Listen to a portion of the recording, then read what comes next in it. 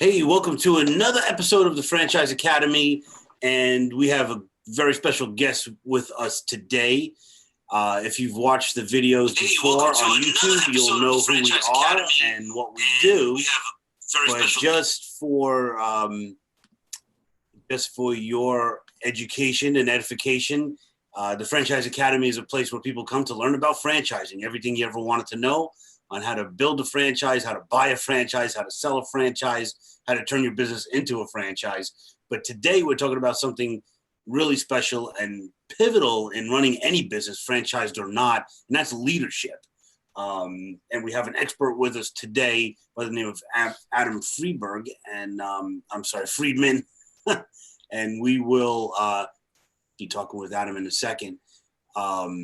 So Adam is a seasoned entrepreneur, startup veteran, and founder of the digital branding agency Mabley.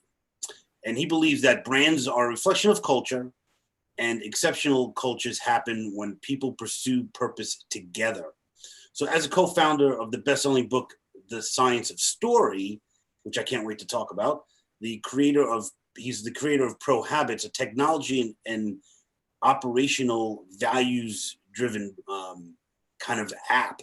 Adam inspires organizations to transform and create more engaged cultures through supporting their people and professional growth. So Adam's book, The Science of Story, is based on two ideas: that brands are a reflection of culture, and that culture is the result of purpose that inspires values that guide the habits, which also define the organization. And in the course of the research of the book, Adam interviewed more than 600 leadership experts and executives in America's top brands. And he wanted to really understand how purpose, values, and habits transform organizations at the human level by developing individual potential. The interviews inspired ProHabits, a positive psychology-based software that links professional habits to personal and organizational goals. Companies select tracks that support their values, and then individuals select a track that delivers daily micro habits that help them develop skills, focus, and teamwork. Productivity and empowerment is something that I've been actually doing myself as I've been preparing for this interview. So ProHabits aggregates this data to deliver research that helps organizations understand the obstacles preventing engagement. And lastly, Adam believes that in a world of distractions, people seek deeper meaning in their lives and in their work. So a culture centered on purpose is the key to attracting a tribe of customers and employees that are invested and engaged in your organization's success. So Adam has inspired countless organizations and individuals to make conscious choice to pursue purpose. And so I want to have Adam inspire us today on this podcast. Welcome, Adam Fridman. I'm excited, Tom. Thanks for having me on. This is so great. So what came first, the book or ProHabits? Definitely the book. When I started that journey writing the book and interviewing the leaders, I was a contributing writer for Inc. And that journey just opened up my eyes to the possibilities and the current state. Yeah, I was reading on your website how so many employees think that their company's so disengaged with the daily activities and their lives as people. There's Gallup polls you have on the website and everything. So I've been kind of playing around with it a little bit myself. So every day I chose to get a text message and an email that says, hey, this is your focus today. And my focus today is focus. And the habit that I could do to make myself more focused. It's like amazing that a company could take that information and pour it out to their employees, right? I mean, that's the purpose. That's exactly right. We go to the organization, we talk about what are the habits that you'd like to create? What are the challenges that you're experiencing? And then they create what we call a moment. There's a town hall, a workshop. People get excited. That's the opportunity for them to have the desire to grow, Tom. Yeah. But then the challenge is what happens the day after. Right. That's so true. I once read a book that was titled, "You Can't Teach Someone to Ride a Bicycle in a Seminar." That's perfect. and that's the case, right? You go in. I mean, you do a lot of speaking. You're all over actually the world internationally speaking on this topic. I do a lot of speaking, and I know, and I've been in audiences. And when you walk out the door, you're like, "Oh my God, that was so great!" The next day you wake up and it's back to the old crap. 100%. The research shows you forget 90% of what you learned within 5 days. And the question there is, what did you learn? Were you thinking about what was being presented? What was the stress level coming in? What was on your mind? And we're so distracted with technology now, right? You get it out of the seminar if you turned off your phone. If you didn't turn your phone, it kept buzzing, you kept being distracted. But you turn it back on, hundreds of notifications, everything is gone. Oh man, so true. And it's our phone is, made us cyborgs. We have the whole world at our fingertips, but it's the best thing that ever happened, and in many cases the worst thing that ever happened to humanity today. Well said, Tom. So during your interviews with the 500 leaders out there, for the first book, Science of Story, what insights surprised you the most? So the foundation of the book, Tom, was all about the idea of where do stories come from? Every leader says they're a storyteller these days, right? Yeah. No exception. It doesn't matter if they're external stories or internal. So I would ask, where do your stories come from? And Tom, as I listened to the responses from the majority of the organizations, it puzzled me. The responses were, well, we tell stories that our customers are interested in. Mm-hmm. Sure, that's a good perspective, but really, how does that connect to what you believe, where you stand for? We talk about purpose, we talk about values, but they became disconnected from most organizations. And more importantly, the people that answered that question, I could see them fading in their responses. They were more excited about telling me what happened last weekend as we chit-chatted before the interview than they were talking about these topics, because they themselves were not aligned to what they were discussing. Meanwhile, there were a small percentage, but we call them progressive organizations, that lit up, Tom. When these leaders talked about their storytelling, their purpose, the values, the stand they want to make in the world, they were truly igniting and alive. So that was my first surprise. Wow. So there's just a small handful of groups that actually embrace this kind of thing. So what is the challenge then for an organization that's not, they're just talking the talk, but they're not really walking the walk? You read it in my bio. There's the word that I keep coming back to. It's a conscious, and it's a choice, right? It's not simple. This isn't something a leader of an organization wakes up in the morning, comes to work next day and says, you know what, this is what we stand for in the world, Tom. Especially if they've been around for 50, 100 years. So there's a process to go through, and that process is to unite your leadership team and then to communicate. And this isn't a once a year retreat sort of thing, or once a year town hall where we just say, hey, rah, rah, we're going to do this, and then we forget about it until next year. Right. This is something that you have to mean, they have to live, you have to be authentic about, you have to be vulnerable if you're not living up to it. It's ambitious in some ways. So yes, that's the challenge. It's a true transformation that requires, in a way, that organizations think all the way from the top down. Right. So it starts with the top, right? I mean, always.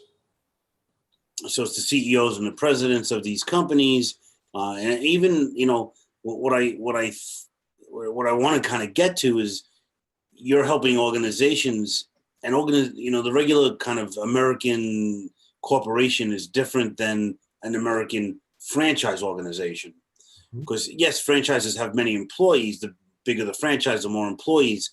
However, the real body of people are their franchisees. Mm-hmm. And so the franchisee and the franchisor relationship is almost like kind of a marriage. Mm-hmm. So you're a partner and you both have your separate roles, but you have to play together nice. Mm-hmm. And a lot of times there's culture snafus that happen. It's the person that runs the business, like if the franchise is based in Oklahoma City, so the people around the Midwest might deal with that culture a little bit better as opposed to someone living on the East or the West Coasts. Mm-hmm. And so can ProHabits help with that kind of culture clash across a franchise organization? Well, let's think about culture. Right? Let's demystify just a bit and break it down into very simple terms. The way we see it, purpose inspires, values guide, and habits define. In our view, it's what you do every day that matters. So if your culture is about words on the website, words on the walls, right? Hey, welcome to our franchise. We believe in integrity. We believe in innovation. See you later. That isn't something that you can scale across. That's completely subject to interpretation. It's as abstract and as vague as it gets. Mm. And of course, it's not even a franchise. Two individuals will misinterpret that. Now, if you break it down into here's what it means daily, here's what it means for every leader, for every frontline leader, because Tom, 70% of the reason people leave the organization is their direct manager. Mm. So really, it's not about the message at the top or even at the local top level. It's about the people leaders in what they do every day and how they grow toward that culture, toward that vision. So yes, ProHabits is a way to distill, to translate it into baby steps that you can make every day that are less than 2 minutes. And so the baby steps is really what I love about the program that you provide. And I share with people all the time, the people I work with are frustrated with their career and they want to quit and buy a franchise. Most of the people I work with. And as I delve into it, you're so right. People do not quit their job. They quit their boss. Totally. There's plenty of research to support it and makes perfect sense. They define your experience, your direct boss. They define your experience as an employee within that organization. It's amazing. That is amazing. What past businesses were you involved in that really led you to become like an entrepreneur and a leader and a culture captain that you are now with ProHabits? I appreciate it, Tom. And, there are too many to list. We don't have enough time, and majority are failed, or as you would say, were lessons learned. But I think my most epic one was during the Great Recession in real estate. I was, in a small way, contributed to the bubble that was created here in Chicago and experienced the full wrath of what it looks like to be a bit irresponsible, but also to be at the wrong time, in the wrong place, wrong industry at the wrong time. But I walked away with one major lesson is pick what you're passionate about and just double down. Build your life's work, right? The people talk about work-life balance. We live here, we work here. There's a divide. I firmly believe in life's work. Do what you love, do what you're passionate. And that's when I began my career as a digital entrepreneur. And that's what led to what you see here today. Oh, yeah. Yeah, and it's an amazing thing that you've built. But I want to define, because you're so good at this, when you talk about passion, what does that mean to you? Because a lot of people, before I let you answer, a lot of people call me and are like, I'm really passionate about golf, so I want to buy a franchise that has to do with golf. I don't believe that is really what they should do, and I don't believe that's really passion. It's just something that you enjoy. It's a pastime. Tom, are you a fan of Maslow's work? I am. So Maslow has this concept of a crooked picture. Mm-hmm. The idea of a crooked picture is there are some people that walk by it and they can walk by it no problem. And there are some that are going to stop and say, I must adjust this. Right. So what Maslow refers to there is the idea of self-actualization, finding your vacation, finding your purpose in the world, find your crooked frame that you want to fix. So when people talk about passion, I think they often fall in love with the possibilities. And as soon as the reality sets in, we start to waver. But if you fall in love with the crooked frame, if you find your purpose in life, your purpose in the world, I think you become not just unstoppable, you become tenacious and you'll do whatever it takes. And as in the words of Viktor Frankl, one of my favorite books, Man's Search for Meaning. Man's Search for Meaning. Yeah. A must read. Once you have your why, you can bear with any how. Mm-hmm. Love that. Yeah, he's Viktor Frankl's an idol of mine. Same. Good stuff. Yeah, I haven't talked about that book in a long time. So thanks for bringing that up. Anybody who's listening or watching right now, write that down. Viktor Frankl, Man's Search for Meaning. You must read this book. It is fascinating. And since you hit on it, we gotta talk about it for a second. Viktor Frankl was a psychologist or psychiatrist, I'm not sure, uh, in Poland, I think it was. And then there was the German occupation and the Holocaust. And he was a prisoner in, I don't know if it was Dachau or Auschwitz or one of the concentration camps. And he survived it because he had a why. And his why was to get out of there to tell the story. Mm-hmm. And then he went on, he lived years after that and talked about it. He lost his wife and his whole family to the whole thing. And he survived, and he talks about it's so inspiring, such a dark story, but the lessons are just unbelievable. They really are, Tom. He was about 3 years ago, as I began writing our first book, I came across that book. I went back to Maslow's hierarchy of needs and began to consume books on personal growth. And that's when it occurred to me that when we talk about passion in today's world is often, dreams, it's desires, it's almost, unless it's rooted in something very deep within you. So the word passion, I would replace much more with purpose, with meaning, with your vacation. Once you find that, that's when you know. And that's what I like, that definition, because I'm out there telling people, all day long, don't follow your passion. What you think your passion is into a business, you'll go broke very fast. You got to have a reason for doing it. There's got to be a why, to inspire people, to help people, whatever it is. And so, great point. And so the ProHabits helps with that. Right, we're the reminder, Tom. We're the reinforcement. We're a way for us to stay on our track. And in the world of franchising, as I'm sure you know, the impact of the franchising industry on the United States, on giving people opportunity, it's profound. Yeah. So really, go ahead, please. No, I'm totally agreeing with you. Myself, I was a subway conductor in New York City. I worked for the subway for 13 years, decided I wanted to scratch this entrepreneurial itch that I couldn't stop. And I was a franchise consultant with the company I work with, a company called Franchoice, and she matched me to a smoothie franchise. And everybody thought I was nuts because I was leaving the government job. Well, you can't get fired, You just have to show up and you get paid. You don't have to work. You just have to show up. And I love the people there and I miss the people. But, I turned my life around and then, built businesses, built them, sold them, had a really, really severe failure in one, which is where I learned everything about being a franchise expert. Failure always helps with that.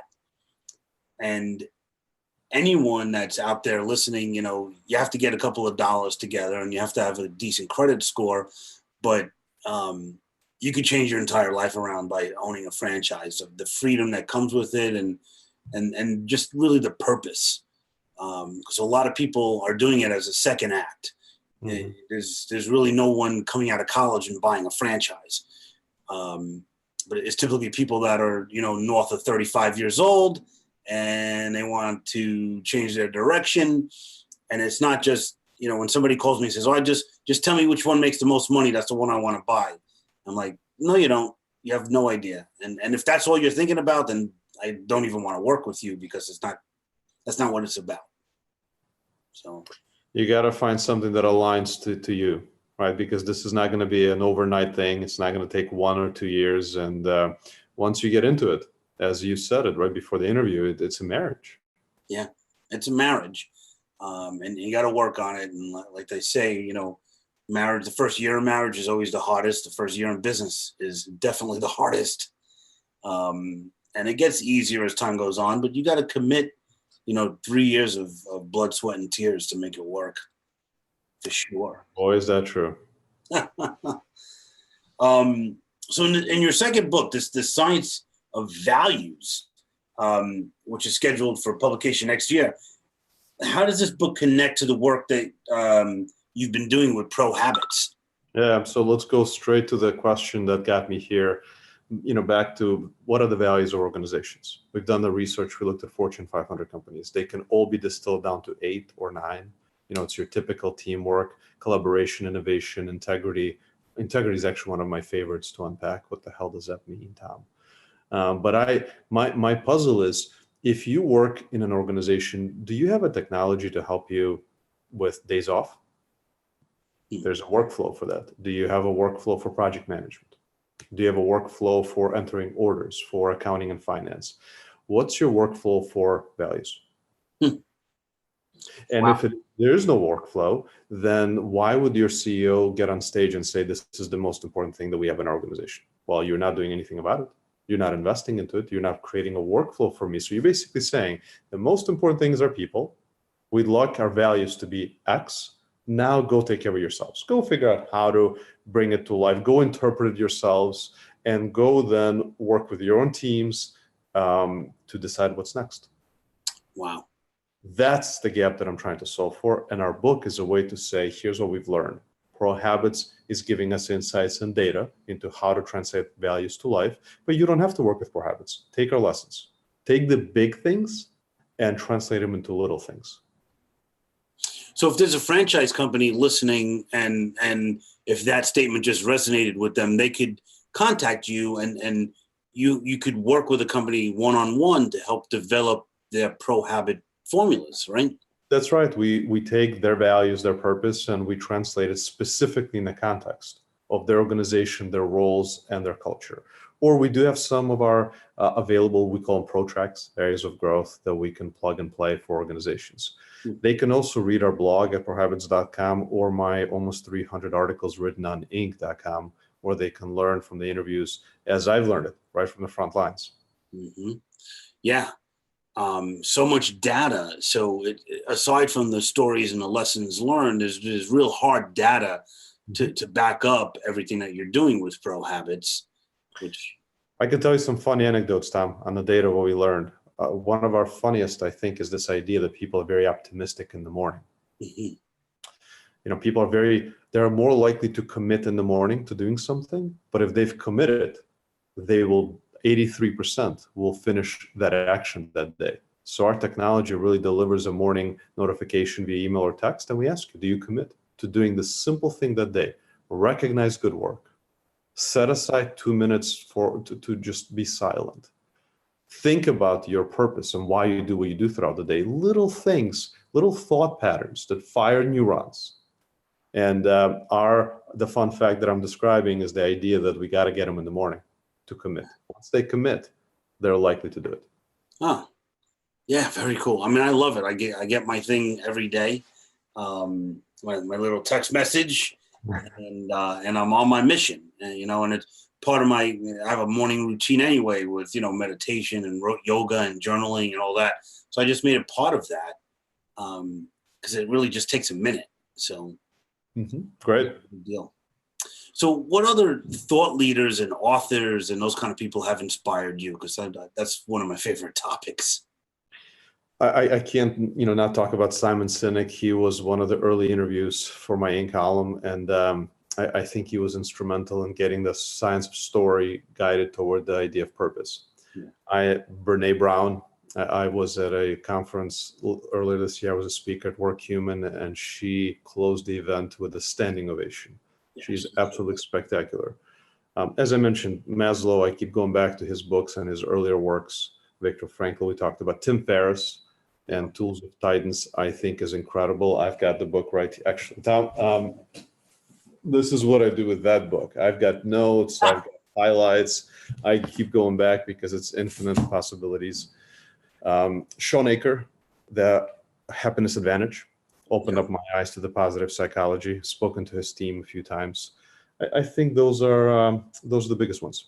Yeah, all fantastic people, all doing great things in the world. And again, if you're listening in, look up some of those authors. They got some great books. Their seminars are phenomenal. If you could take out 2 days and go see Simon talk about what he's working on.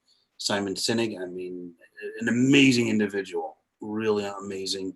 Great stories. And some of the things that I have found, I do a lot of those seminars myself. I always said that if this industry had like baseball cards, I would be collecting these cards with everybody's stats about, the positive psychology and the books and the self-help and all that. But what I've noticed is that I've made so many friends sitting in the audience, talking to people that are on the same mission that I'm on, and even like the more I hear you talk, the more I realize there's a reason why we kind of linked up here. Even though it was through technology, we found each other on LinkedIn, and here we are. So there's all reasons behind that. If you don't talk about what you believe, there's no chance to connect with others who share your belief. And even more importantly, if you don't know what you believe. Yeah, that's a whole nother problem. That's really good stuff. What's one myth about leadership that you would like to break or bust? A myth. Well, I think there is this idea that workshops are part of the answer. Mm-hmm. And if I told you, Tom, the stats of how much money is being spent on workshops globally, you wouldn't believe it. I think that the challenge is that workshops are just the beginning. Mm-hmm. And it's almost like saying, I'm going to get fit. And I'm going to get fit by going to a 3-day lesson. And I'm going to emerge and I'm good. I don't need a plan. I don't need to process what I do after. So the myth for me is that a workshop should be seen as just the beginning, and a very clear roadmap must be established on how you proceed to grow as a leader. The other element for me is I've talked to enough leaders where I find that they have gotten to a place where they say we're good. And I believe that a leader that isn't growing, I believe that a leader that accepts that they've reached the, enlightenment in leadership is a fallacy. I think that is an endless journey. I totally agree. They say readers are leaders, and so you always have to be reading. As somebody's listening to this podcast now, and they are in a franchise, maybe they're struggling as a new franchisee, or maybe they're a leader of a franchise organization. Any books that you would recommend that they should read right now? I think that Simon Sitting should be foundational, followed by Brene Brown, because I think a lot of, especially leaders that are just starting out, they have a challenge with vulnerability and how to communicate with their teams honestly and openly. I think a lot of people fall into a pattern of, this is what I must be like. I must be formal. I must be authoritative. People are going to, this is the way that I should be, based on movies, based on corporate experiences. And I think those two books would open up the mind to, wait, I could be me. I can bring my whole self into work and not have this pit in my stomach, or have the, cognitive dissonance in my mind as I divide between the nice person I am at home and who I believe I must be when I go to work. I'm in pursuit of Brene Brown to get her on this podcast. So if you have any hooks, let me know. I tried to get her on an interview for my second book, and their team was extremely polite, but she's busy. She just did a Netflix original that really is amazing as well. So good luck, Tom. Yeah, exactly. I just saw a movie, and she was like, did a cameo.